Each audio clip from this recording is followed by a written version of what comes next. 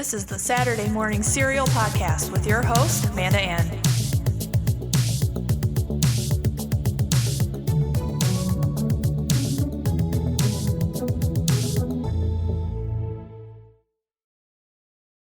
Hello, everyone, and I hope you all had a good week. Welcome to another episode of Saturday Morning Serial. I'm Amanda Ann, and today, first of all, let's talk about that episode of Falcon and Winter Soldier that came out today. We just watched it, and we're just not over it. And then this past week, we had the new Loki trailer drop, which I was just like, I'm done for. Anything that's Loki, I'm excited. June can't come fast enough for me. But anyway, today I am bringing on my good pal Kalynn again, and her and I are going to discuss The Legend of Korra, which is the sequel series to Avatar the Last Airbender. The Legend of Korra is one of my favorite television series and personally holds a high place in my fandom rank because I just love the characters and the storylines in each season, but they're actually called books. So without further ado, let's get started. Hi, Kalynn. Hi, Amanda. So Kalynn is also, if you did not catch our last podcast, she's a big fan of the Avatar universe along with me. Kalynn, what are your social media plugs? I am on Twitter, YouTube, Instagram, and Twitch. Everything is Vintage Elysium, all one word. I am an artist and a writer and a gamer, and I make content of those things. That's pretty much my life. Yeah, so make sure you guys check her out, okay? Thanks. So today, we're going to be obviously talking about Legend of Korra, and it picks up after the death of Avatar Aang. And we meet a little girl in the Southern Water Tribe named Korra, and she possesses the power of the Avatar. She starts showing signs of it. And this is the story of her journey into mastering all four elements, growing as a person, and embracing her role as the Avatar as not only someone who has power, but just an individual girl who can bring peace and balance to the nations. And, to me personally, the characters are very relatable, and the adventures they go on as well as their friendships, they're just all great. And each character gets their own kind of story. And yeah, it's focused on Avatar Korra, but the characters overall, individually, get some good screen time as well. So you know their stories, and you can relate to each and every one of them. Yeah, I also think it's neat that while Avatar, the characters were all in that kind of younger age group, that these characters were all, I think for the most part, 18 and older. Mm-hmm. So it was nice because it felt like a fresh take on similar characters. Yeah, that's what I too. I think that's why I have grown attached more to this show over The Last Airbender. It's because the characters are more of 18, 20, 21, and then they get older as time goes on. And they have just problems that, like finding love and just finding yourself as a person. Yeah, it's kind of more relatable to older audiences, which is neat. Yeah. And so there is a focal point of the story. It's in Republic City, it's like a city, take New York, for example, and it has advanced technologies. It's got skyscrapers, automobiles, planes, boats, etc. And this is where pretty much everything goes down. And then you got Tenzin, who is kind of, what is he, Kalynn? I can't really remember. He sits on the council, and I think the council has a representative from each nation and then a non-bender. And so I think he just represents the Air Nation. Okay. Yeah. Because then, you got President Raiko. He's the, big honcho of Republic City. Mm-hmm. So, and then, so the characters, we got Korra, and she's from the Southern Water Tribe. So one thing to bear in mind, there is a Southern and a Northern Water Tribe. Her and her family are from the Southern. And honestly, I think she's a great role model. I think young girls can look up to her. I'm 30 years old, and I really just love her. She's great. And she represents women really well too in this series. And she just starts out as like an average, I would say, 18 years old. and she's just very she thinks she's right, but she's not. She doesn't accept advice right off the bat. Yeah, she's very 18. Yeah. I And yeah. oh, I'm sorry, go ahead. Oh no, I really enjoyed her as a character because I don't feel like I relate with a lot of female characters, but Korra was probably one of the first female characters that I ever like solidly related to, Mhm. and I loved that she was a strong female character that didn't sacrifice the feminine parts of herself. Like Yes. she was still solidly like a female character. So I just thought that was neat. Yeah, they even drew like some great biceps on her. I know. Like, dang girl, I wish I Yeah. could, get nice and buff like that. Mhm. But she owns it. That's what I Yeah. like, yeah. But yeah, so she defies she gets assigned to Tenzin. She as of right now in book 1 does not know how to bend air. So Tenzin has to help her, but he also wants her to learn not just airbending, but finding like the spiritual part of being the avatar, helping others, the very positive things, I guess you can say, that comes with the job. Mhm. And she defies him a lot in the like right at first. And she's confident in her abilities with like bending water, bending fire, bending earth, but she's got it all wrong. And she learns from her mistakes in every season, which, like I said, they're considered books, and eventually becomes a powerful avatar, but just an overall powerful woman. And her character arc is very, very well developed in this whole series. She goes through a relationship. She goes through mental illness. Mhm. She has friendships that she builds, and she gets in fights with her friends, but the friend group called Team Avatar, they're strong enough and they mend their friendships. And you just see a lot of growth in these characters. Yeah, it's the dynamic between the different characters and something else that because we talked about her going through a relationship. Something I really enjoy in television is that when characters date someone, but that's not like the first person they date is not the person they end up with. Mm-hmm. And Cora had, I mean, I think we're going to talk about it a little later, but she Mm-hmm. had a couple different relationships, and it was interesting how they addressed them because like there can be that instinct to like, okay, so we know that she's going to end up with this character and she's going to be with this other character now, and we want to make it like super toxic and the opposite, and then the other relationship's going to be perfect. And none of the dating relationships in the show were like that, and I just thought that was kind of refreshing. Yeah, because you go back to The Last Airbender and you have Aang and Katara that were like destined right off the bat. Yeah. You knew they were going to be together, and it was just like happily ever after, blah, blah, blah, which is They not a married bad each thing. I other. mean, it was Yeah. cute. But with this, I feel like a broken record saying this, but it's very, very relatable to what, maybe you and I Mm-hmm. grew up with, like as a teenage girl or, Mm-hmm. whoever out there can relate to when starting like a new relationship. And you can end up in a toxic relationship, or maybe it's just not right, and you learn from your mistakes, you learn from it, and you just continue to grow. Mm-hmm. And one thing too that I really liked about Korra is that in season 3 she falls hard, and she grows into I would say a pretty deep depression.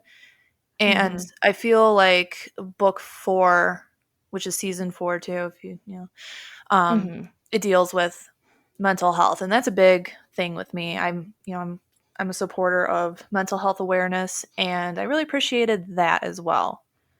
Yeah, I agree with you. And I think the way that they handled it was really, really well done. Hmm. Um, and I think even in Avatar, we had a little bit of that with Aang towards the very, very, very end when he was having like the nightmares about fighting Ozai. Like, I wouldn't Hmm. say it was depression so much as, um, I don't know, maybe I don't not PTSD, maybe PTSD. I'm not sure, but Yeah. the way that they handled Korra and her solving her problem had to come from within and not from her powers. I think that was really powerful. Yeah, and I have it written down here too that overall, sometimes you feel like it's not a show about bending the elements. Like, nope. I always forget they even have power sometimes just because I get so lost in their emotions in the story. And I agree. Yeah, it's just very well done Mm-hmm. because they show her like turning away help, you know, distancing herself from her loved ones. And so and I think they bring Toph back. Toph, Katara, and Zuko, they are all alive, but they're Mm-hmm. old. So Toph has a really good line in this show, and it's called or she says something along the lines of "Leave it to the kids" or whatever. Mm-hmm. They're retired. They're done. Yeah. But Toph does do. She does a tough love approach to Korra, and Korra kind of just she needed that little push, and she eventually overcame whatever she was going through. Mm-hmm. I think you could call it tough love. Yeah. That was bad. Yeah. There's another thing too was that the blending of the old like Avatar and Korra, like they had the old characters come in, but they were not the star of the show at all. They were there just a little bit. Mhm. One of my absolute favorite things in the show is the world building. Mhm. Because there's so many things that are not just like callbacks and Easter eggs, but it really felt like it was very well thought out. Okay, so this is the world that we're coming from. What would happen and what would change based on what we know, and it Mhm. just felt very deep, and I really appreciated that. Oh yeah. So now let's get into some of the other characters. First of all, we got Tenzin, and he's one of my personal favorites. I have like a lot of favorites actually, but Hmm. I love Tenzin. So he's Avatar Aang and Katara's youngest son. He is an airbender and he is destined to honor and cherish the Air Nation by keeping up with the various air temples and making sure it's all protected.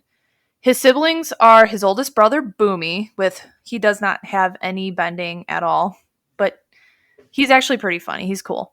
Hmm. And then we have middle sister Kaya, and she's a waterbender just like her mother Katara. And we later learn that maybe Aang and Katara weren't the best parents, as there's some type of envy between the older two siblings when it comes to Tenzin. Hmm. So I find that really interesting because it's like I said, they gave us this happily ever after with Aang and Katara, but then we learn things aren't what it seems. Yeah, I also thought that was a really interesting choice. Yeah, and it's very relatable too. Hmm. Just dealing with kids who grew up with, like a broken home, or maybe their parents weren't as there for them as like other parents would be to other kids. Hmm. So you can definitely see the hurt and the whatever, especially like with Kaya and Boomy. Hmm. Yeah, that episode closer to the end where the three of them were looking for Tenzin's daughter. I can't remember what her name was. Mhm. And they had all that like heart to heart discussion about it. I thought was really Yeah, interesting. that's one of my What? favorites. Yeah. One thing, if we're on the subject of Boomy, though, one thing I did not super like was towards the end of the show when he got the airbending. Yes. I kind of liked that he wasn't a bender and had found his own way and made his own peace with that.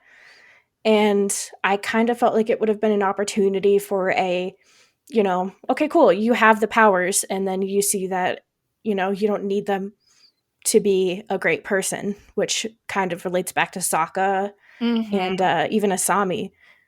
But then that he kept I didn't mind the whole plot line where they got a bunch of new airbenders. I just didn't feel like Boomy should have been included in that, I guess.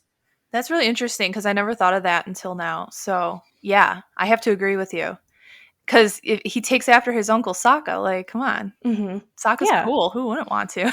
you Yeah. know? And this universe is so big, you don't need bending powers to be, a great person. And there's so many characters that prove that. And I feel like Oh yeah, Boomy kind of goes against that. So I don't know. It's, yeah. I got And for those that feelings. don't know, there and is it book 3 where I think it's book 3. yeah, and I'll later talk about we'll talk about the villains later, but Hmm. random people start getting airbending, and Boomy's one of them. Yeah. So, but Maybe. so Mom Katara or Grandma Katara is still alive and is part of not only her children's lives, but she's also a major help to Korra and she's a mentor of sorts to her, which comes in handy. And Tenzin is tasked with training Korra on Air Temple Island not only how to be an airbender, but it's like I said earlier, he wants to teach her the spiritual side of being the Avatar, how you need to be there for the people. It's not about you having these powers. And Tenzin can be viewed as annoying, the typical dad, but in the end, I think he's great. Mm-hmm. In Tenzin, he's married to Pema, and they have 4 children. 3 of the oldest, they are all airbenders, and they are adorable. We Mm-hmm. got Jinora, Iki, and Milo, and they're just really confident. I feel like they're more confident in their bending than even Aang was. Mm-hmm. I And love Janora's arc oh, I love Jinora too. so much. And Yeah. Milo, he's such a great Yeah. comedic relief throughout the whole series. Yeah. They're all good kids. Bears a striking resemblance to his grandpa. Oh my god, yes. They'll have fart jokes too with Milo. It makes me wonder if that Tenzin also wasn't like that and he got the curse of, I don't know if your mom ever gave you this curse, but mine did, of someday you'll have kids just like you. Mm-hmm. Yep. Yeah. It just makes you wonder. I love Tenzin's, Milo. Mm-hmm. It's like my favorite. Uh-huh. So the oldest Jinora, she is a very serious airbender like her father, and she is later rewarded with her tattoos as an airbender master. And she also has a deep connection and understanding with the spiritual world, unlike her father. And it really helps Korra out to navigate through the spirits. So Jinora, yeah, she's a very powerful character too. Mm-hmm. Sometimes I feel like she gets overlooked, but her story is very important, and it's important to just Korra's overall understanding of the spiritual world. Mm-hmm. Something Tenzin couldn't teach her, which in the end, I think Tenzin was a little bothered by it, but it was his daughter, or it's his daughter, and yeah, Mm-hmm. he's proud. Yeah. And then we got the middle Iki, who has middle child syndrome. So hard. Yeah, she's fun though, and she's a great airbender as well. So now we are switching over to Lynne Befong.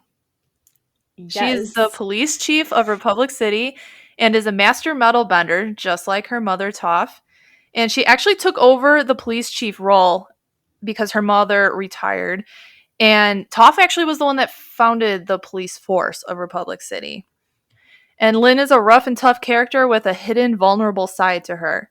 She is full of anger towards her mother and Tenzin, who is actually her ex-boyfriend, and it's apparent she could still hold some feelings for him.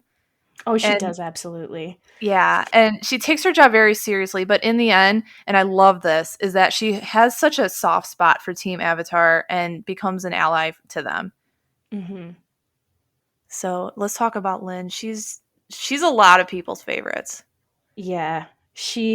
I feel like I have more favorites in the show than I did with Avatar, but she's definitely up there for me. Oh yeah. Yeah, she's great. And I love when she goes soft. Yes. Well, that's another great thing. Like the show, like everybody has an arc, everybody changes, and like it was nice to see her not just be tough the whole time. Mm-hmm. Yeah, we actually see some vulnerable moments of her, Mm-hmm. like with Tenzin and then with her mom in the last Mm-hmm. season, with her, which I will talk about here very shortly, her sister, Mm-hmm. Toph's youngest daughter. They have a rift between the two, and yeah. One of So, Yeah. go ahead. I don't know if we want to talk about it now or later, but hey, which one is it that we don't know who their dad is? I believe it's Toph. Or So, yeah, Lynn and Suyin, they have 2 different dads. Mm-hmm. Yeah. Yeah. Yeah. Yeah. Toph. Tough. Get it, girl. Yeah, right? Oh man. So switching over now to the boys of the group. Mm. So we're going to talk about Republic City. It has a sports game, and it's called Pro Bending. And it's a widely watched event, kind of like baseball or football here in the United States. Korra is immediately drawn to the sport and befriends the Fire Ferret team, more namely the brothers Mako and Bolin. And Bolin is probably, I know I said this about Tenzin, but Bolin is absolutely my favorite character in this whole series. And I like to call him a cinnamon roll because that's Yes. what he is. He is very sweet. He is peak cinnamon roll. Yes. Yeah. He just always means well too. Mhm. He's a peacekeeper when the going gets tough, but he can be gullible and easily persuaded. Also, he falls hard for pretty girls he lays eyes on all the time. Mhm. Poor guy. Yeah. He is an expert earthbender and only gets better as the series goes on, and he eventually learns lava bending, which is something even Toph couldn't achieve. And him and Mako are extremely close in the first part of Korra, and they're basically the only family they know to each other. Their parents are dead, so they fend for themselves, which I think is great. I love brother love. I love sibling Mhm. love. But then they do grow apart a little bit, like around season 4. But they come back. Yeah. I kind of forgot about the entire subplot where he becomes a movie star and gets a big head about it. Yeah, I got that coming up. But yeah, he if he's offered a job or just offered anything, he'll take it. And Mhm. then he thinks this is it, he made it. But I don't know, Kalynn, if you've read the comics yet with Korra, but in the most recent one, he just has this new job and Mako says something about him being flighty and Bolin's like, I'm not flighty, but he is. He is, for sure. But he's a cinnamon roll. Yeah. That leads us into Mako, who is Bolin's older brother, and he's a skilled firebender and generally is the typical heartthrob of the series. Korra is attracted to him and she falls head over heels for him at first when she eventually joins the Fire Ferrets. Mako is a lot more serious than Bolin and overall in the group.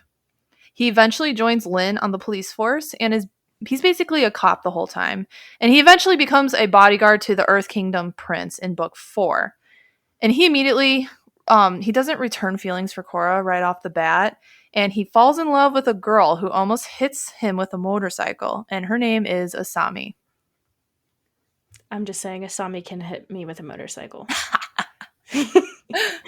Asami, I think, is my favorite. I love her. Asami is a smart, pretty, rich girl with, alongside her dad, they own Future Industries, and they're in charge of a lot of things like automobiles, mecha suits with what Kalynn said, how you don't have to have bending. These mecha suits can just help you out in battle, electrocute, whatever, take the punches of a bender.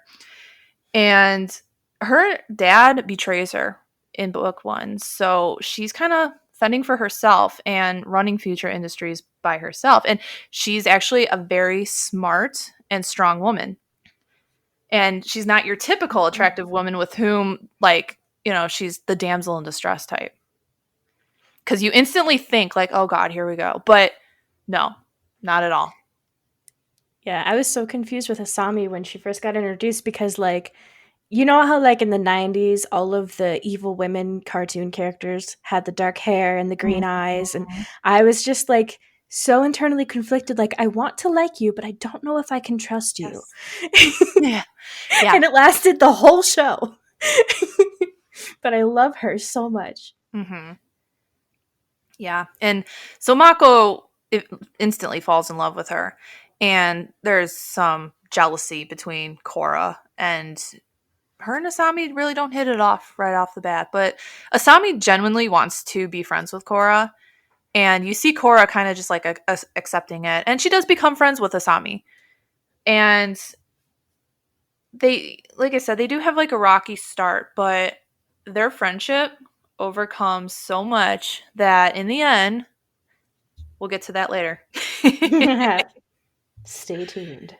So, together, all these characters make up Team Avatar, and this friendship is just as strong as the bond the characters had in The Last Airbender. And it's a new generation, and those like Katara, Zuko, and Toph, they're just taking a step back, and they're just letting the kids handle it. So what's so great about this series is that it's constantly fresh and exciting. There's different villains in each book, like Amon in book 1, Unalaq and Vatu in the second book, Zahir and his crazy bending squad in the third book, and Kuvira in the fourth. Each villain has their own mission, and when Korra prevails, there is always a takeaway for her to grow as a person.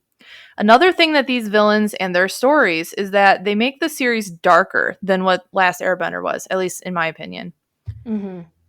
Amon takes away bending and wants an equal world.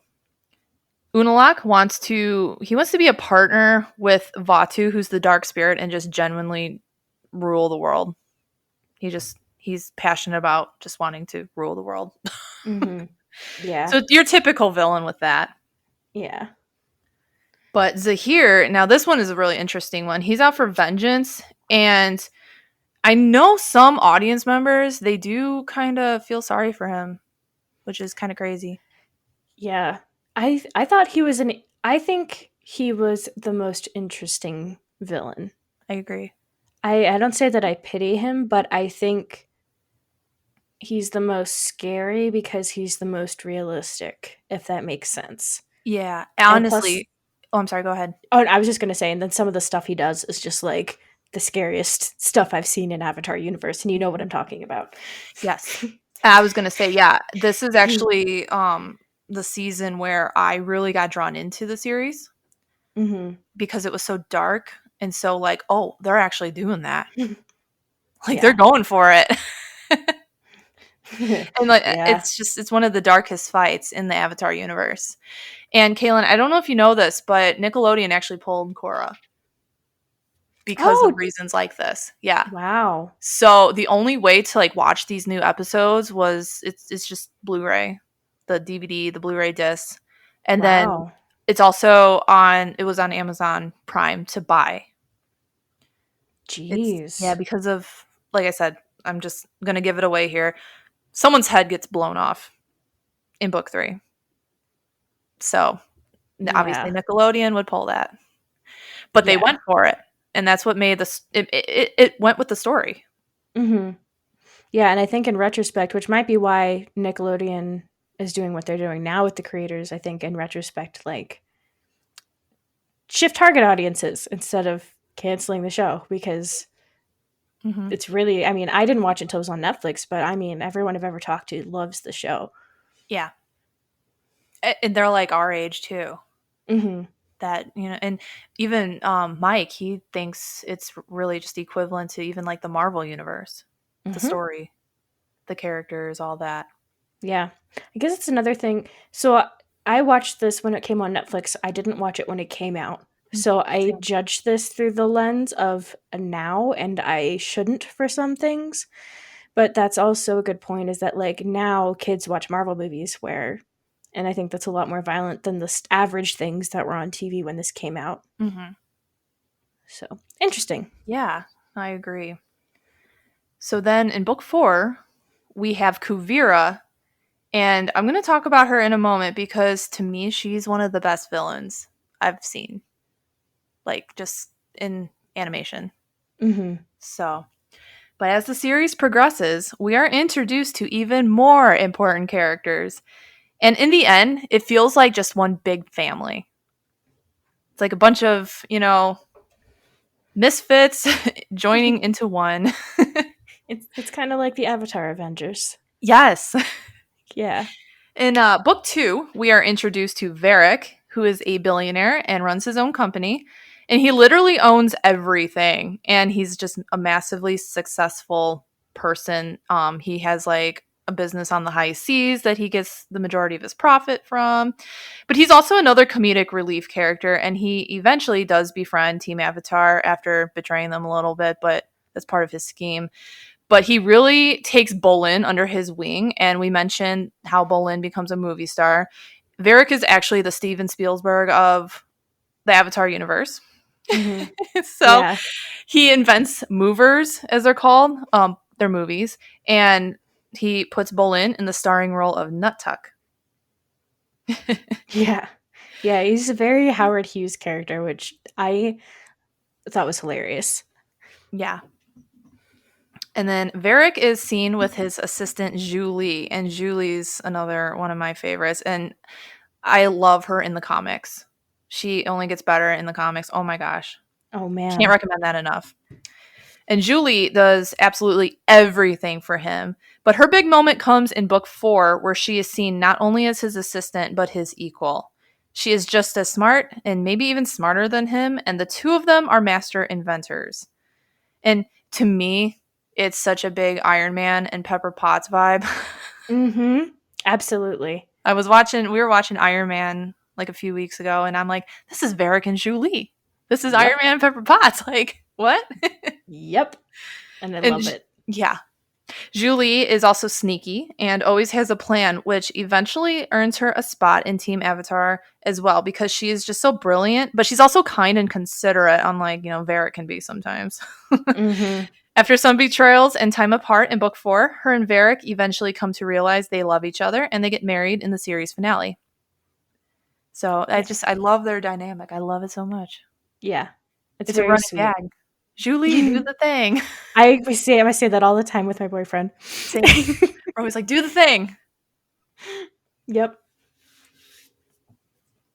Oh man, they're sweet. I love how she if they were in the Harry Potter universe, she would be a textbook Slytherin, Yeah. and you wouldn't even know it because at the end of the book 4, when she pretends to work with Kuvira, like that was some pro gamer moves. Yeah. That was great. This is like the first time you actually like notice her too, in a way, Mm-hmm. because she's just always in the background. But then Yeah. it's like you go back and watch the series again, she's there and she's just like a big important part of Mm-hmm. Varric Industries. Yep. But things get very interesting for her in the comics. So, like I said, can't recommend those enough. I'll have to check those out. Yeah. So, in book 3, we are met with the Metal Clan, which is Lynne Befong's sister and her family. Suyin Beifong is the youngest daughter of Toph and is a master earth and metal bender as well. Her and her husband Batar they're kind of like, I wouldn't say like the president or anything, but they're head of Zafu, which is a city of metal and security. And they live there with their children Wing and Wei, Opal, Batar Jr., and Huan. Her head of security is a young woman named Kuvira, who eventually becomes the main antagonist of Book 4. And Korra is instantly taken to Suyin and the family and learns some metal bending of her own. And yeah, this family is just Mm-hmm. everything. I want to be a part of the family. Right. I love them. And I I love keep saying that about Opal. every single character. I know, right? But it's true though. And then Opal and Bolin, they eventually start a relationship as well, and they continue it throughout the series. It's very sweet. They are the cutest. They are I my mean, favorite couple. yeah, they're perfect for each other. Yeah. It's so cute. Yeah, 2 little cinnamon rolls. Yes. Oh man. I can't wait for the next show where they have little bebes and they're gonna be the cutest little Oh bebes. my god, yes. Oh man. They need it. We need it. We can go visit Auntie Cora and Yes. Uncle yes. Varric. Oh gosh. Can you imagine that? Oh man. The only thing with Varric that I'm disappointed in is that it wasn't Sokka. Yeah. Yeah. I understand, but that should have been Sokka a little bit. Like with all the inventing and everything. There's rumor that he could be Sokka's son. I'd be for it. I'm for it. Yeah, definitely. When I read that, I was like, "Oh." But then there's also rumor that Zhu Li could be like a Sokka offspring because her last name is Moon. But just take that with a grain of salt. I just heard that. I guess possibly. I Yeah. also I was all I don't know. I keep going back and forth on whether or not I feel like one of Toph's kids is Sokka's. They I say don't it was know. Su Yin could be. Yeah, I think so. That's what I was trying to remember which one because one of them we do know who like we got the name. Yeah. It But was I Lynn. okay. Yeah. Yeah, Yeah. I So heard like the theory that I heard is that, Toph had a thing with Lynn's father. He Mm-hmm. left, and then she went back to Sokka. Mm. I But could see that happening. yeah, But yeah, I don't know. I hope so we many get. conspiracies with this show, and that's what makes it interesting. It is. Well, they took such a time jump. Yeah. Because, like, I feel like if they were going to reboot the show, most shows would do it while the original Avatar crew are the ages of the Korra cast. But instead, this jumps like 100 years. Mm-hmm. And I like that decision. I think it's fresher. Yeah. I would like to see a glimpse of maybe more of like Mommy Toph, Daddy Mm-hmm. Yang, that kind of stuff. Mm-hmm. And I would like to see Uncles. even more like Zuko and his family, like what happened, because we do Yeah. see his grandson. His grandson he's like the head of the like He's army a, yeah. type I of, forget his name, but he's voiced by Dante Basco. yeah, same voice actor. And I want like because we do see Fire Lord Azumi, who is Zuko's daughter, so I'm wondering if he is her son, but they never mention that. Mm-hmm. And Avatar ended with oh my gosh. Okay. Avatar ended with Zuko. He was going to go find his mom, right? Mm-hmm. And that was never addressed. Where's So Zuko's mother? yeah, they do address that in the comics. Oh, that's what I get for not reading the comics. Yeah, so yeah, it's called this. I believe it's called The Search. That's the comic you want for Zuko's mother. Okay. Yeah, I'll have to look for it. yeah, and those are really good too. All the comics are just fantastic, and I really would love to see like a show based on some of Mm-hmm. them. And Iroh, that's his grandson's name. Yes, I can't believe I forgot General that. Iroh. I just Yes. looked it up. I cheated. Oh man. So, I think this character deserves her own little section here, and that's Kuvira. Mm-hmm. She is out to rule the Earth nation and eventually wants Republic City as her own. She disguises her quest as helping the nation heal and come together, but in reality, she is causing more harm than good. Suyin's oldest son, Batar Jr., he also leaves the family to join Kuvira, and he falls in love with her, and they're engaged. Suyin wants nothing to do with Kuvira and Batar's mission and calls Kuvira's bluff from day one. So her and Kuvira do not get along at all. And Kuvira is actually a very powerful antagonist because she is manipulative. Let me restart that. I can't talk tonight. I don't know what is wrong with me. Kuvira is a very powerful antagonist because she is very manipulative, smart, and she is very strong with bending earth and metal. Even Toph comes out of the swamp to join the fun and defends her family. And it's interesting to note that Kuvira does not attack Toph at all. She will not. Really? Yeah. That's interesting. There's a part where they're all fighting and Toph comes in and kind of literally puts her foot down. The earth goes like crazy, and she says something like, "You give metal benders a bad name," and Kuvira just like stops her actions and she just watches them like escape. So to That's me, really, that seemed like she will not attack Toph because Toph is the reason for everything. yeah. Well, not only that, but Toph is literally infamous for a number of reasons. Like Mm-hmm. Did she that'd be invent like the I metal think bending? I think she was the first person to metal Yeah, bend. yeah. Yeah. So Kuvira has to respect that. Mhm. Or fear it or both. Yep. Mhm. And this battle leads to an epic face-off in Republic City in the last few episodes, which, in my opinion, is one of the best ending fights to a series I've seen. Yeah, that was a pretty intense fight. Yeah, the end of book 4, Mhm. speechless. Yeah. Like I was in it. Yeah, that was very intense. It kind of felt like it had the grandeur of an anime ending. Mm-hmm. I thought that was neat. Yeah, and it was just so great to see everybody coming together. They all, Mhm. like, despite the differences they probably had throughout the whole series, they all came together and they helped each other and defeated Kuvira. And so, like I said, just one big family dynamic at the end.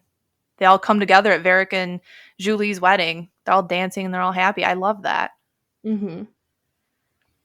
And there's so many great characters in the series, but yet it doesn't feel busy and it doesn't take you away from the main character. Mhm. Like it's Korra's story, it's Korra's show, even though there's all these characters. Yeah, it's You very never get taken away balanced. from Korra. And there are some episodes that are dedicated to a certain character or a set of characters. And in the end, we know them very well and the dynamic they all share with one another, like I just mentioned. And it's just, they help each other. And that's, for me, that's like what the big message is. No matter your differences, no matter where you came from, no matter what you do, even like in real life, it doesn't matter like what your job is, who you love, whatever. Just respect each other. Just form friendships and yeah, we can just all make it good. I think we can all Yeah, agree on that. We it's a need good that in this lesson for world. anyone. Yep. We need it so bad. Hmm. And speaking of that, there are so many deep messages in the series like trust, love, finding yourself, and acceptance. Sometimes I personally forget that I was watching some type of Avatar show, and it's just like I said, it's just the stories and just the characters and the emotional message of it. Just if you forget that these people have these powers. Mhm. Yeah, I feel like Korra spends a lot more time without her powers, definitely than Aang does. Like she spends a lot of time not either like doesn't have access to her powers or um can't use them like when she's dealing with the depression, Well, which she I thought was straight up kind of loses her interesting. powers, right? And one I of think so. yeah, I think at the end of book 3. Yeah, because I think that was with Zahir. Yeah, he took away her. Well, didn't really take away, but she had poison in her Mm-hmm. body that like immobilized her. And Mm-hmm. Katara actually was helping her heal. Mm-hmm. And Um, that was why she had to go find Toph. hmm I think too that's just why me especially. I don't know about you, Kalynn, but you just resonate with her and just herself feeling like everyone has felt helpless at least once in their life, Mm-hmm. and it just shows how you can prevail over that. Mm-hmm. And it's Yeah. like sometimes I forget these characters are animated because they're just so real to me. Really though. And it's they're so easy to relate to in a number of ways. And even if you can't specifically relate with something like, like her dealing with the depression and all that other stuff, like it's done in such a way that you can empathize with it. Yeah. And yeah. And she eventually learns just a lot about herself in the end. And this leads to the probably one of the biggest takeaways from the show. And I have to commend the writers of the show for this because I think it's one of the first big network animated shows that represents the LGBTQ plus community. Mm-hmm. And in the end, uh, I know Kalynn and we kind of set this up, but Korra and Asami, they're together. And it's Yeah, great which is pretty great. because they all, the three with her, Mako, and Asami, they, you know, each dated Mako. Mm-hmm. And, you would think like, oh, they're gonna, Mako's gonna end up with one of them, ha ha ha. But no, No. they end up with each other at the end. Yeah, I think that was great. And I think it was sweet that they built that. Like, there were a couple places that you saw them building up, like when Korra was in the wheelchair and Asami was there taking care of her. And like when she wasn't really riding with anyone, she was still riding with Asami. And I just thought it was neat. I am always on the prowl for A plus Yeah, LGTB and content. I know like throughout the series, I would always be like, oh, Korra's she's gonna end up with Mako. Like her and Mako are, Mm-hmm. in book 2 they were okay together, but then they Mm-hmm. fought and then they broke up, and I'm like, you know what, Korra will just be single. She's gonna be a woman who don't need no man. Mm-hmm. Just like But Toph. like you said, the signs were there in book 4. Mm-hmm. I Yeah, also, and I. yeah, she like Asami comments on her hair and she Mm-hmm. blushes and just little things you might have missed. Mm-hmm. I was kind of because I watched it so late. I had been spoiled to the fact that they end up together. So like I was looking for it the whole show. So in book 1, when she and Korra were fighting over Mako, I was very confused. Yeah. But yeah, it was they were a good couple. Anyone who Googles this show will get it spoiled. Yeah. It's right there. I actually got it spoiled to me when I was at Comic-Con and we were in Artist Alley Oof. and I walked past a booth and I was like, "Oh, there's some Korra and Asami fan art." Okay. Okay. And Mike was like, "Let's go this way." Oh Trying to get me no. away from that cuz he knew. He's seen the show before I did. Yeah. And yeah, he knew. So, Oh man. he's like, "Spoilers." We're just gonna go now. But Yeah. I just and I know I keep hee-hawing about the sequel comics to the show and their relationship is explored a lot further in the comics. Hmm. And one thing that Korra is great at is that she doesn't need validation from anyone. And it truly shows it in the end.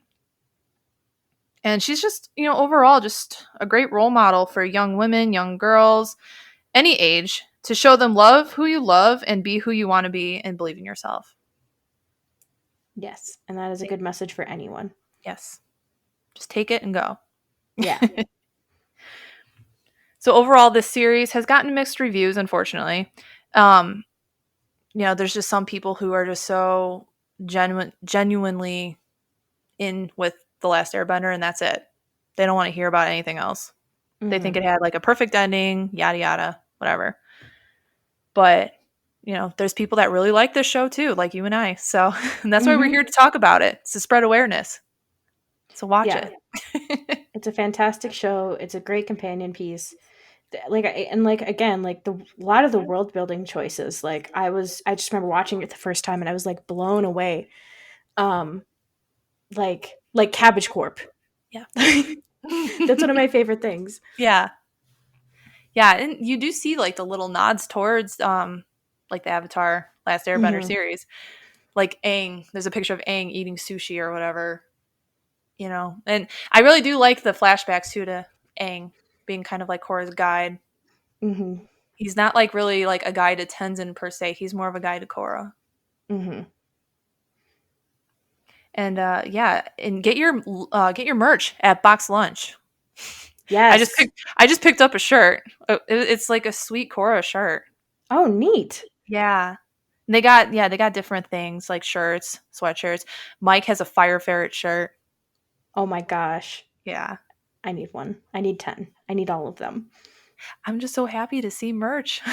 Yeah. Cuz after I watched it, I think it was I remember finishing the series and then I went to Nashville with my parents. So I think it was 2019 is when I watched it. And I was like, "Where's all the merch for this? I need all the stuff." Right? I have money and I want to spend it. Yep. So yeah, Box Lunch has it. I don't know if Hot Topic has. They might have some stuff, but I've seen the most at Box Lunch. Yeah. Hot Topic has everything. Yeah. And like I said, pick up the comics. You can get it off Amazon. You can buy the hard copies or Kindle. I have both copies. uh, yeah. And so we're gonna talk about too the future of the Avatar universe. We got some exciting news that just dropped a few weeks ago that the Avatar universe is getting its own animation studio. Kind of which like, like your Pixar studio and your DreamWorks studio. It's going to be Avatar. which is super exciting. They teased new shows, new movies, new books, comics. So I am so excited. Oh man. They're going full I'm just like, Lucasfilm. bring it on. So I would love exciting. it if they just continued after Korra, maybe even like a few years after that or something. That would Bolin and be Opal's children. Oh my god, yes. Well, so who's the next Avatar? What's the cycle? Who's after water? Is it Earth? Oh goodness. No. No. Uh, It's fire. it's fire. Yeah, I Yeah. think. Because Earth was Kyoshi and Kyoshi was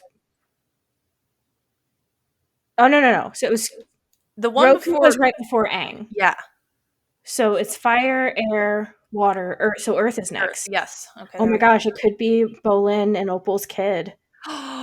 Oh no. Oh man. Oh, the babies. Are you guys hearing this? Come on, make it happen, please. Let's do it. What I would love to see is more about the first Avatar. We Yeah. didn't even talk about that at all.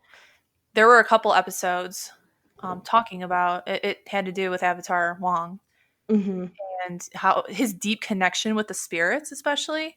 So it would be really interesting to see how that would play out. Yeah. How the spirits got to be where, like the spirit world and the creation of that. Mm-hmm. Yeah, I would love some more stuff like that. Yeah, I know Mike would be like all for that too. He Mm-hmm. read the Kyoshi books, and he said those are really good too. So hey, we'll see. They got I their own heard studio now. They can do whatever they want. they can do all the things. Yes. We If just have to anybody's keep watching. listening, that's part of the Avatar animation. We're excited, We're and we super can't wait. excited. Yeah. You have our support. And love and cookies if needed. Yep. Do the thing. Thanks, I love it. Yeah. So in conclusion here, yeah, watch the show. That's all I can say. Yeah, And let that's us it. know what you think. Because we would Yes. love to talk. I love to talk about this show. Yeah. So Yeah. You were like, I need someone to talk about Legend of Korra, and I'm like, I will clear my entire day. yes. So Kalynn, thank you for joining me Mhm. tonight. It was so much fun. This was fun. It's Yes. always fun being here. Yeah, thank you. And next week, I believe we're gonna probably talk about Big Shot. That's gonna be a show with John Stamos. He's one of my favorite actors, so I'm super excited about that. And we're gonna actually, if anybody's interested, I know I got a couple people on board. We're gonna have a nice big Falcon and Winter Soldier discussion in a couple weeks. Kalynn, I think you're Ooh, gonna be a part of that. that would be fun. So yeah. So if anyone's interested, please email me. I will be happy to have you on. And yeah, we're just gonna talk. The show was great. So I don't know. I You feel like know, there's gonna be a lot to talk there's about. gonna be so much to talk about. And like I said, I mentioned this in my intro. Loki trailer dropped this past week. I'm so excited. Oh my goodness. Yeah. I've been Loki'd this whole week just thinking about it. So, I'm but low anyway, key excited. yes. I'll see myself out. On that note, make sure you all follow Kalynn on her socials. She plugged those in. I'll leave them in the description below as well. And make sure you also subscribe, like, comment, do whatever. Never miss a new episode. And I will talk to you guys next week.